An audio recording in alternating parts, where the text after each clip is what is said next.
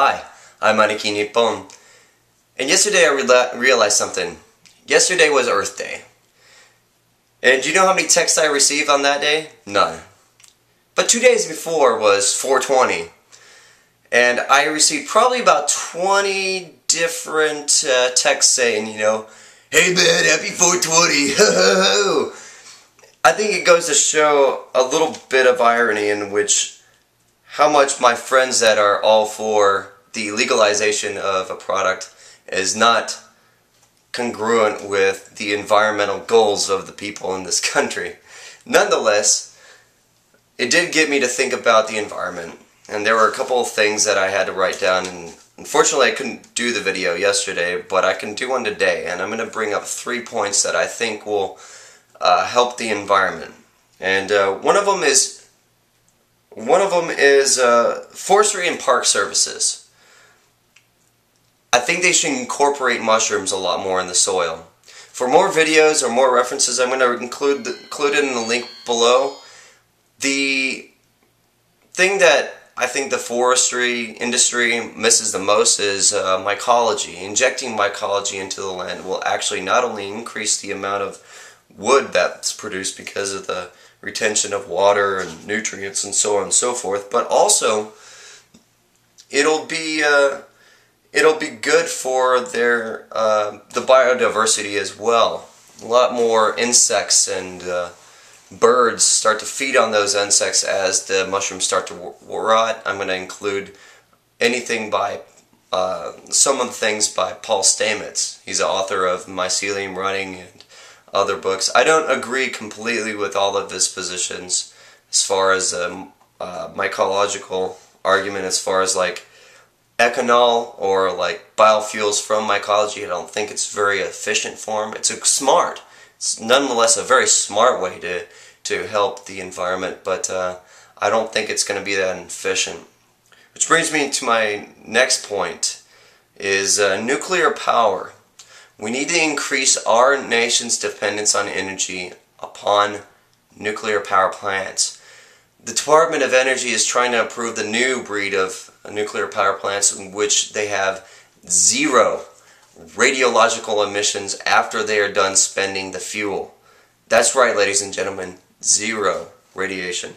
Of course, a lot of the other argument, of course, is that not only is nuclear power a very, very high, dense energy source, unlike any other that we encounter, whether it be solar, hydroelectric, or whatever. Hydroelectric wouldn't be too prosperous if our water levels keep on going down due to global warming.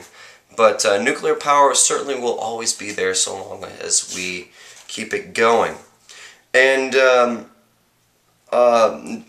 thing that most people retort whenever they hear about nuclear power is, oh, well, it's dangerous, Chernobyl can happen. And most people don't understand the kinds of reactors they had in Chernobyl are not the same as we have in the United States. The kind of reactors they would have in Chernobyl would be considered illegal, and they have been for quite some time.